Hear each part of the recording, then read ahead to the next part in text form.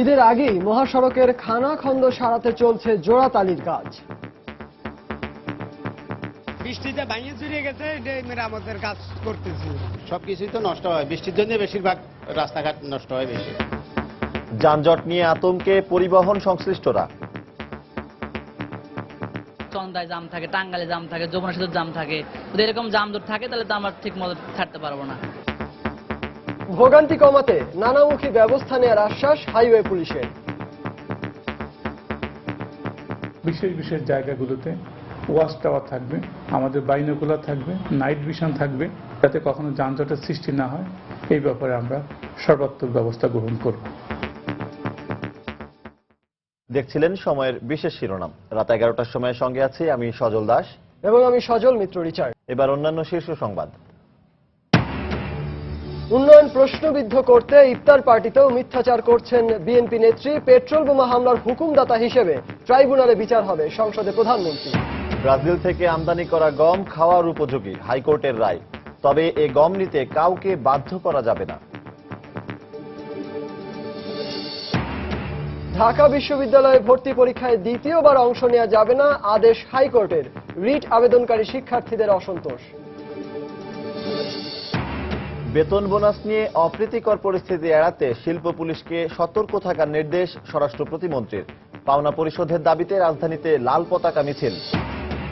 এবং রাজধানীর ধানমন্ডিতে বাস চাপায় শিশুর মৃত্যু, বিক্ষুব্ধ জনতার বাসে আগুন, গাড়ি ভাঙচুর।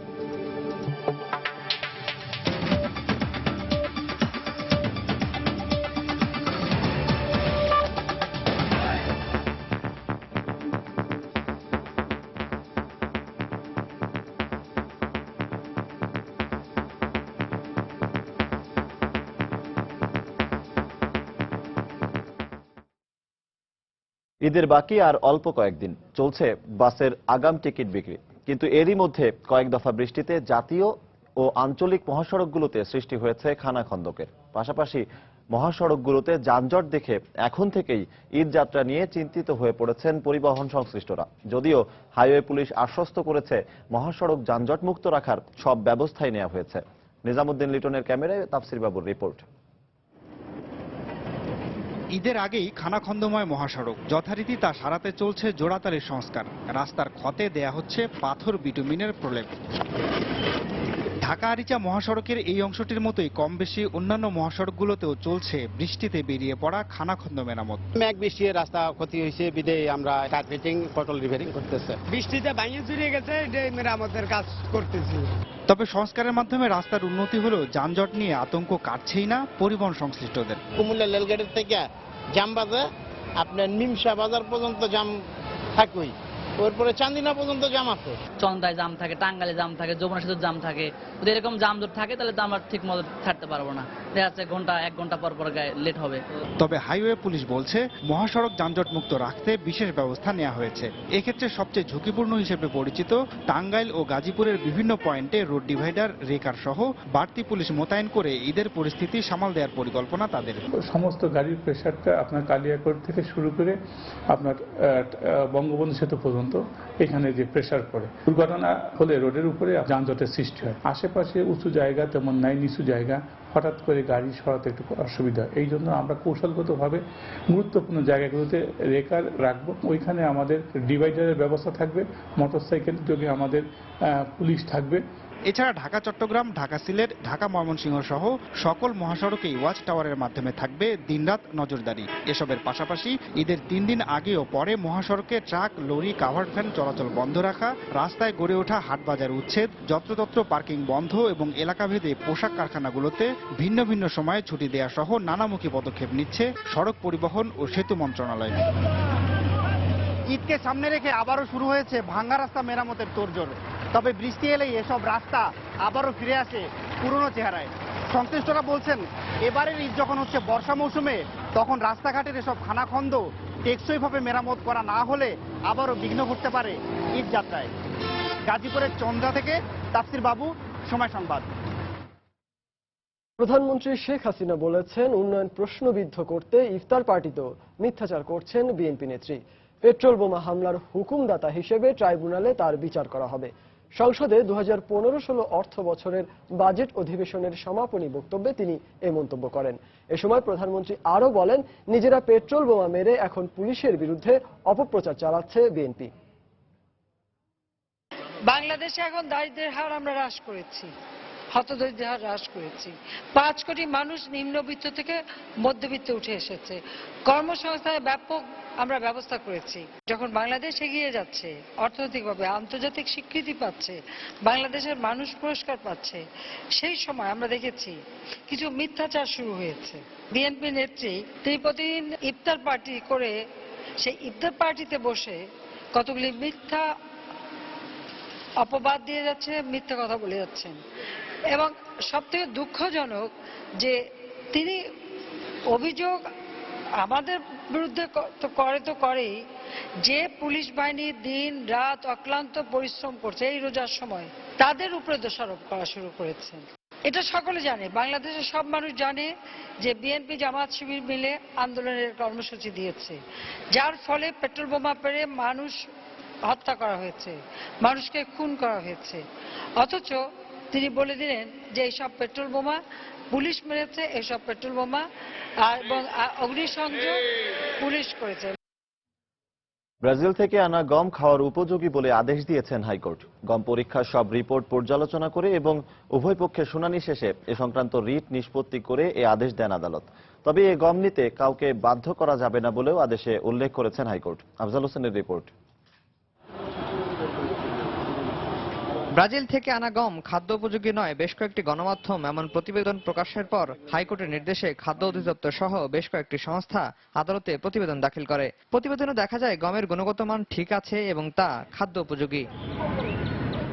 বুধবার গম নিয়ে করা এক রিটের উপর উভয় পক্ষের চূড়ান্ত শুনানি শেষে এ গম খাবার উপযোগী বলে আদেশ দেন হাইকোর্ট। গম পরীক্ষার সব রিপোর্ট পর্যালোচনা করে এতে খাবার অনুপযোগী কোনো কিছু পাওয়া যায়নি বলেও মনে করেন আদালত। তবে ব্রাজিল থেকে আনা যে গমগুলো এখনো বিতরণ করা হয়নি সেগুলো নিতে কাউকে বাধ্য করা যাবে না বলেও আদেশ দেন হাইকোর্ট। রাইতে যেটা বলেছে সেটা পরিষ্কার যে কমপ্লায়েন্স রিপোর্টের বেসিসে এবং সমস্ত রিপোর্টের বেসিসে কথা বলা যেতে পারে যে এটা খাওয়ার উপযোগী। গম নিতে না চায় তাকে জোর করে দেওয়া যাবে না, এবং কেউ যদি ফেরত দিতে চায় সেটা নিতে বাধ্য। এটা তো জোর করার কোনো বিষয় না, এটা গভর্নমেন্টের, এটা না এটা এইভাবে আপনাদের ব্যাখ্যা করলে হবে না। ফেরত দেওয়ার ব্যাপারে কোনো বলা হয়নি। তবে রিটকারীর আইনজীবী আবারও দাবি করেন যে রিপোর্টের ভিত্তিতে আদালতের এই আদেশ সে রিপোর্ট অসম্পন্ন, রায় হাতে পেলে প্রয়োজনীয় ব্যবস্থা নেওয়ার কথাও জানান তিনি। আমদানিকৃত যে গমটা, সেই গমটা ইন্টারন্যাশনাল যে টেন্ডার হয়েছিল এবং যে টেন্ডারের নমুনা যেটা ইম্পোর্ট হওয়ার কথা ছিল, নমুনা অনুযায়ী বাংলাদেশে সেই গমটা আসে নাই। এছাড়া আদালত তার আদেশে বলেছেন ব্রাজিল থেকে আনা 2 লক্ষ মেট্রিক টন গমের অধিকাংশই বিতরণ করা হয়েছে। যে গম খেয়ে এখনো কেউ অসুস্থ হয়েছেন এ ধরনের কোনো খবরও পাওয়া যায়নি। গম নিয়ে গণমাধ্যমের প্রতিবেদন তাদের নিজস্ব দৃষ্টিকোণ থেকেই করা হয়েছে বলেও আদেশে উল্লেখ করেছেন হাইকোর্ট। আফজাল হোসেন, সময় সংবাদ, ঢাকা। এদিকে খাদ্য অধিদপ্তরের পরিচালক ইলাহিদাত খান জানিয়েছেন, ব্রাজিল থেকে আনা গম নিয়ে হাইকোর্টের রায়ের নির্দেশনা মেনেই এখন বাকি গম বিতরণ করা হবে। তিনি আরও জানান, আমদানিকৃত গমের 90% বিতরণ হয়ে গেছে। হাইকোর্টের আদেশ বাস্তবায়নে মাঠ পর্যায়েও নির্দেশনা পাঠানো হবে বলেও জানান তিনি। রায়ের কপিতে কি কি আমাদেরকে নির্দেশনা দিয়েছেন মাননীয় আদালত, যে নির্দেশনা দিয়েছেন সেই নির্দেশনাগুলো আমাদের জন্য প্রতিপালনীয়। আমাদেরকে বলা হয়েছে যে যেটুকু আছে, অবশিষ্ট আছে, সেইটুকু কাউকে জোর করে দেওয়া হবে না। যদি কেউ আগ্রহী হন তাহলে সেটা ওনারা নিতে পারেন। যেটা বিতরণ হয়েছে সেটা বিতরণ হয়েছে, আর যেটা বিতরণ হয়নি 20-25 হাজার টন আছে, অর্থাৎ 1,80,000 থেকে 85,000 টন ইতিমধ্যেই এটা বিতরণ হয়েছে। এই যে বিতরণ হয়েছে, এই বিতরণের ক্ষেত্রে আমরা অন্তত কোনো ধরনের কোনো রিপোর্ট পাইনি যে কেউ জোর করে কাউকে দেয়া হয়েছে। যেহেতু মাননীয় আদালতের নির্দেশনা রয়েছে, তো আমি কেউ না চাইলে আমি তাকে জোর করে দেব না। ঠিক। ঢাকা বিশ্ববিদ্যালয়ে দ্বিতীয়বার ভর্তি পরীক্ষার সুযোগ পাচ্ছেন না শিক্ষার্থীরা। সকালে এ সংক্রান্ত এক রিট আবেদন খারিজ করে এই আদেশ দেন হাইকোর্ট। এই আদেশে অসন্তোষ জানিয়েছেন রিট আবেদনকারী শিক্ষার্থীরা। এর আগে গতকাল দুপুরে বিচারপতি ফারাহ মাহবুব চৌধুরী ও বিচারপতি কাজী ইজারুল হক আকন্দের সমন্বয়ে গঠিত হাইকোর্টের বেঞ্চ উভয় পক্ষের শুনানি শেষে আজ রায় ঘোষণার দিন ধার্য করেন। দ্বিতীয়বার ভর্তি পরীক্ষা বাতিল করে বিশ্ববিদ্যালয় কর্তৃপক্ষের নেওয়া সিদ্ধান্ত কেন অবৈধ ঘোষণা করা হবে না তা জানতে চেয়ে গত 16 মার্চ রুল জারি করেন হাইকোর্ট। এর আগে উচ্চ মাধ্যমিক উত্তীর্ণ শিক্ষার্থীরা টানা দুবার বিশ্ববিদ্যালয়ে ভর্তি পরীক্ষার সুযোগ পেতেন, কিন্তু চলতি বছরে পাশ করা শিক্ষার্থীরাই কেবল পরীক্ষায় অংশ নিতে পারবেন। বিশ্ববিদ্যালয়ের এই সিদ্ধান্তের প্রতিবাদে গত 12 মার্চ হাইকোর্টে রিট আবেদন করেন শিক্ষার্থীদের অভিভাবকরা। ঢাকা বিশ্ববিদ্যালয় যে সিদ্ধান্ত নিয়েছিল যে দ্বিতীয়বার ভর্তি পরীক্ষায় অংশগ্রহণ করা যাবে না, সেই সিদ্ধান্তই সঠিক বলে প্রতীয়মান হয়েছে।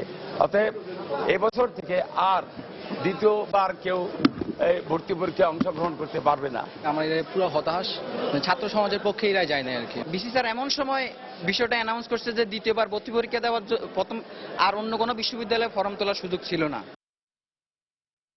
ঈদকে সামনে রেখে গার্মেন্টস সেক্টরের বেতন বোনাস নিয়ে যেন কোনো অপ্রীতিকর পরিস্থিতি সৃষ্টি না হয় সেদিকে শিল্প পুলিশ সহ নিরাপত্তা বাহিনীর সদস্যদের সতর্ক থাকার নির্দেশ দিয়েছেন স্বরাষ্ট্র প্রতিমন্ত্রী আসাদুজ্জামান খান কামাল। দুপুরে সচিবালয়ে আইন শৃঙ্খলা রক্ষা বাহিনীর সঙ্গে এক বৈঠকে মহাসড়ক, নৌপথ ও আকাশ পথের নিরাপত্তা নিশ্চিতে নিরাপত্তা বাহিনীকে প্রস্তুত থাকার নির্দেশ দেন তিনি। 10 জুলাই থেকে শুরু করে এনার পর্যায়ক্রমে গার্মেন্টস এবং অন্যান্য কলকারখানা শ্রমিকদের বেতনটা পরিশোধ করুন বোনাস সহ। গার্মেন্টসের এবং বিকেএমইর এবং অন্যান্য কারখানা তাদের অবস্থান বুঝে 14 তারিখ থেকে শুরু করবেন, পর্যায়ক্রমে ছুটি শুরু হবে। ব্যাংকগুলোতে এখন আমাদের এখান থেকে আমরা রিকোয়েস্ট করছি যে 15 তারিখও খোলা রাখার জন্য, অস্থিতিশীল পরিস্থিতি যাতে না হয় সেই জন্য শিল্প পুলিশ প্রয়োজনে আমাদের সমস্ত নিরাপত্তা বাহিনীর লোকজন তৈরি থাকবেন যাতে গার্মেন্টসে কোনো অস্থিতিশীল পরিস্থিতি, শুধু গার্মেন্টস নয় যে কোনো কলকারখানায় কোনো অস্থিতিশীল পরিস্থিতি যাতে না হয়। আগামী 2 দিনের মধ্যে পোশাক শ্রমিকদের বেতন ও 14 জুলাইয়ের মধ্যে উৎসব ভাতা পরিশোধের দাবি জানিয়েছে জাতীয় গার্মেন্টস শ্রমিক ফেডারেশন। সকালে জাতীয় প্রেস ক্লাবের সামনে লাল পতাকা মিছিল শেষে এক শ্রমিক সমাবেশে এ দাবি জানানো হয়। সমাবেশে আরও 5টি শ্রমিক সংগঠনের প্রতিনিধিরা উপস্থিত ছিলেন। শ্রমিকদের বেতন বোনাস নিয়ে কোনো ধরনের টালবাহানা সহ্য করা হবে না বলেও হুঁশিয়ারি উচ্চারণ করেন বক্তারা। একই সঙ্গে শ্রমিকদের মূল বেতনের সমপরিমাণ বোনাস দেওয়ারও দাবি জানান তারা।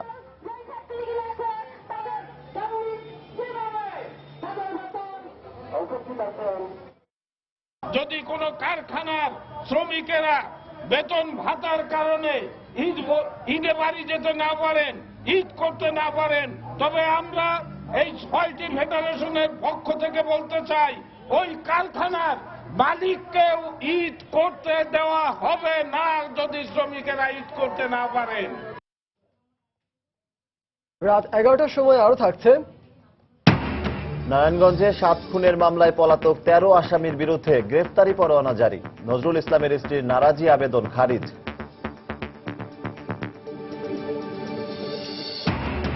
এবং ফেলানি হত্যা মামলার রায়ের বিরুদ্ধে 13 জুলাই পিটিশন করবে ভারতীয় মানবাধিকার সংস্থা অ্যামনেস্টি ইন্ডিয়া।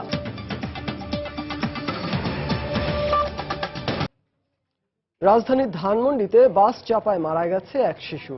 এই ঘটনায় বিক্ষুব্ধ জনতা একটি বাসে আগুন ও কয়েকটি গাড়ি ভাঙচুর করে। প্রত্যক্ষদর্শীরা জানান দুপুরে 1টার দিকে একটি বাস থেকে নামার পর আরেকটি বাস শিশুটিকে ধাক্কা দেয়। এতে শিশুটি ঘটনাস্থলেই মারা যায়। বাসটি সিগন্যাল অমান্য করছিল বলে জানায় পুলিশ। এ সময় সাধারণ মানুষ বিক্ষুব্ধ হয়ে কয়েকটি গাড়ি ভাঙচুর ও একটি বাসে আগুন দেয়। ঘটনার পরপর ধানমন্ডি থানা পুলিশ পরিস্থিতি নিয়ন্ত্রণে আনে। আটক করা হয় এক বাস চালককে। বাসে আগুন দেওয়ার খবর পেয়ে ফায়ার সার্ভিস আগুন নিয়ন্ত্রণে আনে। এই ঘটনায় ধানমন্ডি থানায় মামলা হয়েছে।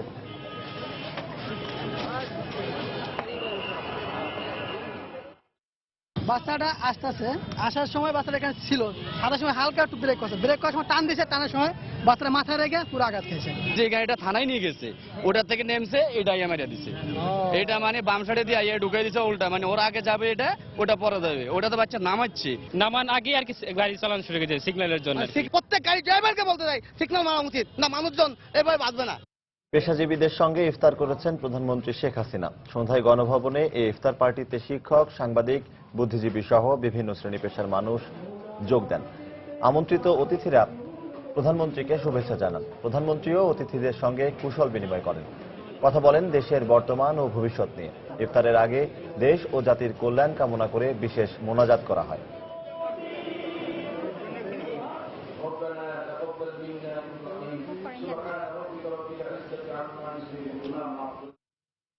দেশের রাজনীতিতে বিএনপি অস্তিত্ব সংকটে পড়েছে বলে মন্তব্য করেছেন জাতীয় পার্টির চেয়ারম্যান হুসেইন মোহাম্মদ এরশাদ।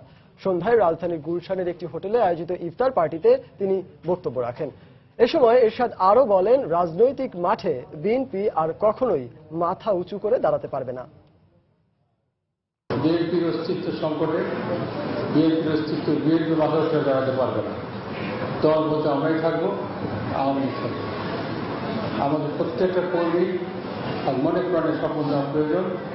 আমরা প্রাণপণ চেষ্টা করবো যাতে জাতীয় পার্টি আরো শক্তিশালী হয়, আগামী নির্বাচন ভালো করতে পারি এবং আমরা একটা সুন্দর জাতীয় পার্টি দেখতে পারি। আগামী নির্বাচন বর্তমান সংবিধানের অধীনেই হবে বলে মন্তব্য করেছেন আওয়ামী লীগের সাধারণ সম্পাদক ও স্থানীয় সরকার মন্ত্রী সৈয়দ আশরাফুল ইসলাম। এতে বিএনপি যদি আবারও নির্বাচন বয়কট করে তাহলে তারা অস্তিত্ব সংকটে পড়বে বলেও মন্তব্য করেন তিনি। দুপুরে কিশোরগঞ্জের সার্কিট হাউসে এক মত বিনিময় সভায় তিনি কথা বলেন। বর্তমানে নতুন সংবিধানের কিন্তু কোনো সম্ভাবনা নাই।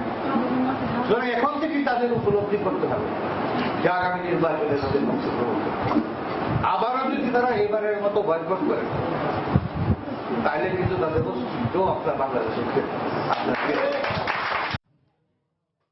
দেশে গভীর রাজনৈতিক সংকট চলছে উল্লেখ করে সবাইকে এর থেকে উত্তরণের জন্য কাজ করার আহ্বান জানিয়েছেন বিএনপির স্থায়ী কমিটির সদস্য নজরুল ইসলাম খান। দুপুরে জাতীয় প্রেস ক্লাবে পলিটিক্যাল ক্রাইসিস ইন বাংলাদেশ নামে বইয়ের প্রকাশনা উৎসবে বক্তব্য রাখেন তিনি। এ সময় সরকার একদলীয় শাসন প্রতিষ্ঠা করতে চাইছে বলেও অভিযোগ করেন তিনি। গণতন্ত্রের পক্ষে প্রতিনিয়ত এই দলটি কথা বলে, কিন্তু প্রতিনিয়ত গণতন্ত্রের বিপক্ষে এই দলটি কাজ করে। দেশ একটা গভীর সংকটের মধ্যে আজ, রাজনৈতিক সংকটে। এই সংকট থেকে দেশকে মুক্ত করা দরকার এবং এই দেশটাকে আরেকবার একদলীয় স্বৈর শাসনে অধীন করা যেতে পারে না, করতে দেওয়া উচিত হবে না। বিশেষ ক্ষমতা আইনে মিরপুর মডেল থানায় করা মামলায় বিএনপির স্থায়ী কমিটির সদস্য ব্যারিস্টার রফিকুল ইসলাম মিয়া সহ 28 জনের বিরুদ্ধে গ্রেফতারি পরোয়ানা জারি করেছেন আদালত। সকালে উভয় পক্ষের শুনানি শেষে ঢাকা মহানগর দায়রা জজ আদালতের বিচারক কামরুল হোসেন মোল্লা এই পরোয়ানা জারি করেন। এই মামলায় 32 আসামির মধ্যে 28 জন অনুপস্থিত থাকায় তাদের বিরুদ্ধে গ্রেফতারি পরোয়ানা জারি করেন আদালত। গত 30 জানুয়ারি বিএনপির ডাকা অবরোধ চলাকালে মিরপুরের কল্যাণপুর এলাকায় গাড়ি ভাঙচুর এবং অগ্নিসংযোগের মামলায় বিএনপি নেতা রফিকুল ইসলাম মিয়া, আমানুল্লাহ আমান, হাবিবুর নবী সোহেল সহ 32 জনের বিরুদ্ধে মামলা করে পুলিশ।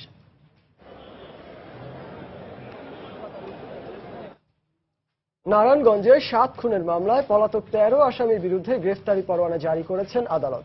সকালে নারায়ণগঞ্জের সিনিয়র জুডিশিয়াল ম্যাজিস্ট্রেট সাইদুজ্জামান শরীফের আদালত এ পরোয়ানা জারি করেন। এছাড়া শুনানি শেষে নিহত প্যানেল মেয়রের স্ত্রী সেলিনা হোসেন বিউটির দায়ের করা নারাজি পিটিশনটিও নামঞ্জুর করা হয়। সকালে এই মামলায় গ্রেফতার 32 জনকে নিয়মিত হাজিরা দিতে আদালতে উপস্থিত করা হয়। এ সময় মামলার চার্জশিটের ব্যাপারে নারাজি পিটিশনের শুনানি অনুষ্ঠিত হয়। এরপর পিটিশনটি খারিজ করে চার্জশিট গ্রহণ করা হয়। গত 9 এপ্রিল জেলার গোয়েন্দা পুলিশ মামলার তদন্ত শেষে আদালতের চার্জশিট দাখিল করে। নিহত নজরুলের স্ত্রী সেলিনা হোসেন বিউটি ওই চার্জশিটের বিরুদ্ধে 11 মে নারাজি পিটিশন দাখিল করেন। তিনি অভিযোগ করেন, মামলার এজাহারে উল্লেখ করা 6 আসামির মধ্যে 5 জনকেই চার্জশিট থেকে অব্যাহতি দেওয়া হয়েছে।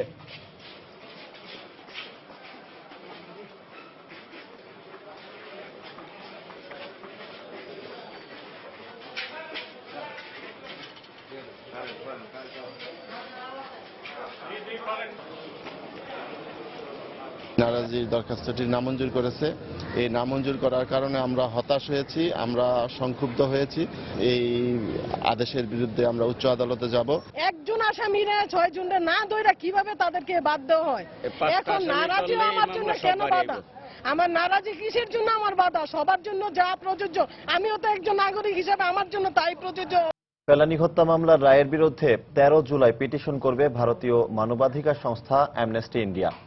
সন্ধ্যায় কলকাতার অদূরে নবব্যারাকপুরে সংস্থাটির শাখা অফিসে সংবাদ সম্মেলনে এই ঘোষণা দেন অ্যামনেস্টি ইন্ডিয়ার সর্বভারতীয় সাধারণ সম্পাদক সুশান্ত সরকার। তিনি জানান, আগামীকাল কলকাতা থেকে তাদের একটি প্রতিনিধি দল নয়াদিল্লি রওনা হবে। 13 জুলাই সুপ্রিম কোর্টে এই রায়ের বিরুদ্ধে তারা জনস্বার্থ পিটিশন দায়ের করবে। এ সময় সংস্থাটির অন্য কর্মকর্তারাও উপস্থিত ছিলেন।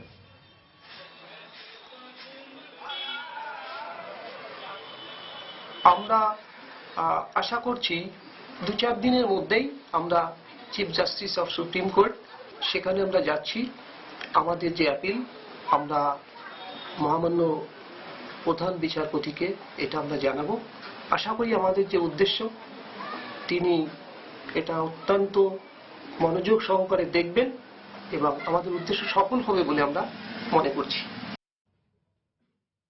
সাভারে রানা প্লাজা ধসের ঘটনায় নির্মাণ ও ইমারত আইন মামলায় রানার মা সহ অভিযুক্ত 6 জনের বিরুদ্ধে গ্রেফতারি পরোয়ানা জারি করেছেন আদালত।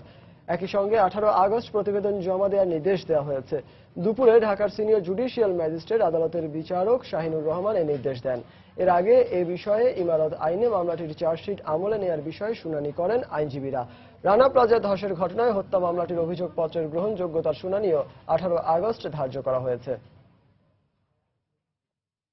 ইমারত নির্মাণ আইনের মামলাটি চার্জশিট গ্রহণ করেছেন বিজ্ঞ আদালত এবং এই মামলায় পলাতক 6 জন আসামি, যার মধ্যে রানার মা রয়েছে মর্জিনা বেগম, রানার মা সহ 6 জনের বিরুদ্ধে গ্রেফতারি পরোয়ানা জারি করা হয়েছে এবং সিআইডি মামলাটার তদন্তকালে এই মামলার আসামি মোহাম্মদ ইউসুফ আলী, মোহাম্মদ শহীদুল ইসলাম, মোহাম্মদ আওলাদ হোসেন এবং মোহাম্মদ বেলায়েত হোসেন, এই 4 জনের সরকারি মঞ্জুরি পাননি। তারা 4 জন সরকারি কর্মচারী। এই 4 জনের বিরুদ্ধে স্যাংশন দেওয়ার জন্য নির্দেশ দিয়েছেন। 12 সদস্যের বাংলাদেশি বংশোদ্ভূত পরিবারটি সিরিয়ায় পাড়ি জমানোর মূল পরিকল্পনাকারী আব্দুল মান্নানের 21 বছর বয়সী মেয়ে রেজিয়া খানম। রেজিয়া কলেজে পড়ার সময় নিজেকে সম্পৃক্ত করে ব্রিটেনে নিষিদ্ধ ঘোষিত সংগঠন আল মুহাজিরিনের সঙ্গে, এমনটাই ধারণা যুক্তরাজ্য পুলিশের। এদিকে সিরিয়ায় পাড়ি জমানোর ঘটনায় উদ্বিগ্ন লুটনের বাংলাদেশি কমিউনিটি। বিস্তারিত জানাচ্ছেন লন্ডন প্রতিনিধি শোয়েব কবির। লন্ডন থেকে প্রায় 50 কিলোমিটার দূরে বাঙালি অধ্যুষিত লুটনে স্পেন্সার রোডের 65 নম্বর বাড়িতেই দীর্ঘদিন ধরে থাকতো সিরিয়ায় পাড়ি জমানো 12 সদস্যের বাংলাদেশি বংশোদ্ভূত ব্রিটিশ পরিবারটি।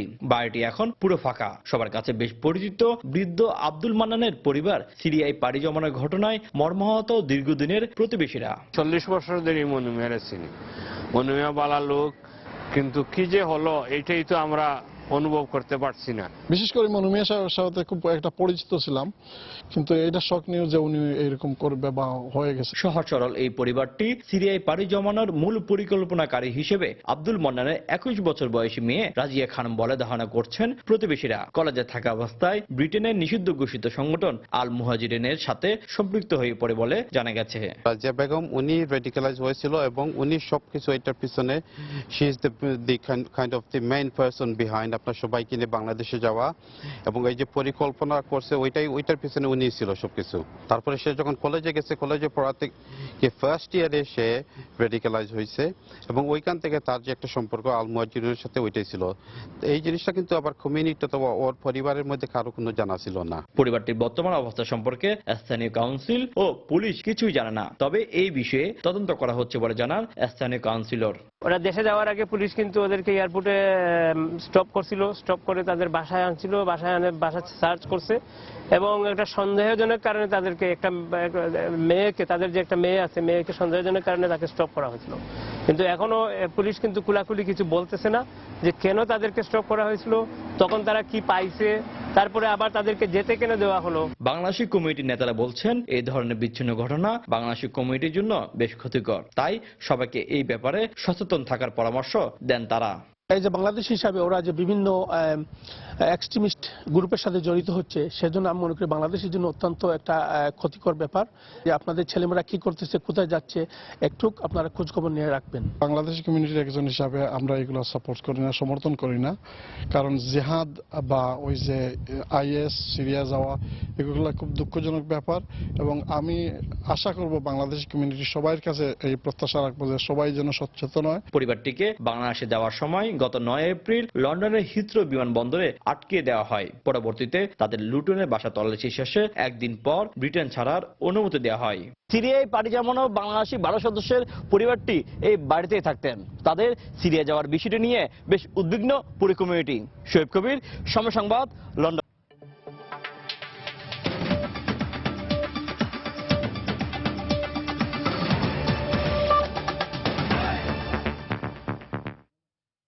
8 নভেম্বর মিয়ানমারের সাধারণ নির্বাচনের তারিখ ঘোষণা করেছে দেশটির নির্বাচন কমিশন। আজ মিয়ানমারের নির্বাচন কমিশনের এক কর্মকর্তার বরাত দিয়ে বিবিসি প্রতিবেদনে এ খবর জানানো হয়। দেশটিতে 25 বছরের মধ্যে এই প্রথম একটি অবাধ ও গণতান্ত্রিক নির্বাচন হতে যাচ্ছে। নির্বাচনে ক্ষমতাসীন ইউএসডিপি পার্টির সঙ্গে গণতন্ত্রপন্থী নেত্রী অং সান সুচির দল এনএলডির হাড্ডাহাড্ডি লড়াই হবে বলে ধারণা করা হচ্ছে। তবে আগামী নির্বাচনে এনএলডি জয়লাভ করলেও প্রয়াত স্বামী এবং 2 সন্তান ব্রিটিশ নাগরিক হয় সুচি প্রেসিডেন্ট হতে পারবেন না। 2010 সালে মিয়ানমারে সেনা সমর্থিত সরকার আসার পর বিভিন্ন ধরনের সংস্কারের অংশ হিসেবে গৃহবন্দিত্ব থেকে মুক্তি দেয়া হয় অং সান সুচিকে। এর আগে 1990 সালের নির্বাচনে এনএলডি জয়লাভ করলেও সে সময় নির্বাচনের ফল মেনে নেয়নি তৎকালীন জান্তা সরকার।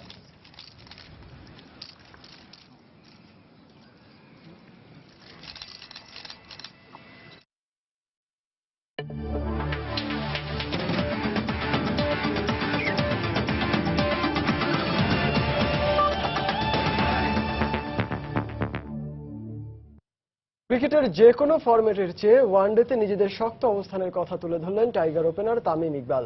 টি-20 সিরিজ হারলেও রঙিন পোশাকের ক্রিকেটে দক্ষিণ আফ্রিকার বিপক্ষে লড়াই প্রতিদ্বন্দ্বিতাপূর্ণ হবে বলেও জানান তামিম। এছাড়া পাকিস্তান ও ভারতের সঙ্গে যে ক্রিকেট বাংলাদেশ খেলেছে তার ধারাবাহিকতা থাকলে ভালো ফলাফল সম্ভব বলে মনে করেন এই ওপেনার। অনেক কনফিডেন্স সাইড ওয়ানডেতে, যেহেতু আমরা লাস্ট বেশ কয়েকটা সিরিজ ধরে বেশ কয়েকটা ম্যাচ ধরে আমরা ভালো খেলছি। নো ডাউট সাউথ আফ্রিকা খুব প্রফেশনাল ইউনিট, খুবই স্ট্রং টাইপ, এই কারণে ওরা ওয়ার্ল্ডে 1-2-তে আছে। আমি এখনো বিশ্বাস করি আর আমি সবসময় এটা বিশ্বাস করবো যে আমাদের স্পিনার ওদের স্পিনার চেয়ে এনি ডে ভালো, যে কোনো দিন ভালো। ওদেরও স্পিনারগুলা যে স্পিনারগুলো টি-20 খেলেছে, তারপর ইমরান তাহের আছে, ওরাও খুবই ভালো। বাট যদি কম্পেয়ার করতে বলেন আমি আমাদের স্পিনারগুলোকে অ্যাটলিস্ট 5-6 গুণ আগে রাখবো। এদিকে দক্ষিণ আফ্রিকার পেসার রায়ান ম্যাকলারেন মনে করেন সাম্প্রতিক সময়ে বাংলাদেশ নিজেদের মাঠে সামর্থ্যের প্রমাণ রেখেছে, তাই ওয়ানডে সিরিজটা দারুণ চ্যালেঞ্জিং হবে। সেই সঙ্গে তিনি জানান টি-20-র মতো ওয়ানডেতেও দলের স্পিনাররা ভালো কিছু করে দেখালে তাদের পক্ষে সিরিজ জেতা সম্ভব। সাম্প্রতিক সময়ে বাংলাদেশ নিজেদের হোম কন্ডিশনে বেশ ভালো করছে। পাকিস্তান এবং ভারতের বিপক্ষেও তাদের পারফরমেন্স খুব ভালো ছিল, তাই বাংলাদেশের বিপক্ষে ওয়ানডে সিরিজটা আমাদের জন্য প্রতিদ্বন্দ্বিতার হবে। তবে আমাদের স্পিনাররা টি-20 সিরিজে বেশ ভালো করেছে, আশা করছি ওয়ানডেতেও তারা এই উইকেটে আরো ভালো কিছু করে দেখাবে। রাত 11টার সময় এ পর্যায়ে শীর্ষ সংবাদ জানিয়ে দিচ্ছি আরেকবার। উন্নয়ন প্রশ্নবিদ্ধ করতে ইফতার পার্টিতেও মিথ্যাচার করছেন বিএনপি নেত্রী। পেট্রোল বোমা হামলার হুকুমদাতা হিসেবে ট্রাইব্যুনালে বিচার হবে, সংসদে প্রধানমন্ত্রী। ব্রাজিল থেকে আমদানি করা গম খাওয়ার উপযোগী, হাইকোর্টের রায়। তবে এ গম নিতে কাউকে বাধ্য করা যাবে না। ঢাকা বিশ্ববিদ্যালয়ে ভর্তি পরীক্ষায় দ্বিতীয়বার অংশ নেওয়া যাবে না, আদেশ হাইকোর্টের।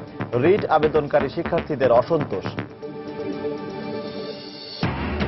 মহাসড়কে যানজট আর খানাখন্দে ঈদ যাত্রা নিয়ে চিন্তিত পরিবহন সংশ্লিষ্টরা। ভোগান্তি কমাতে ব্যবস্থা নেওয়ার আশ্বাস হাইওয়ে পুলিশের। এবং রাজধানীর ধানমন্ডিতে বাস চাপায় শিশুর মৃত্যু, বিক্ষুব্ধ জনতার বাসে আগুন, গাড়ি ভাঙচুর। দর্শক, এই ছিল রাত 11টার সময়। যে কোনো খবর পেতে ভিজিট করুন সময়নিউজ.tv। সঙ্গে থাকুন সময়।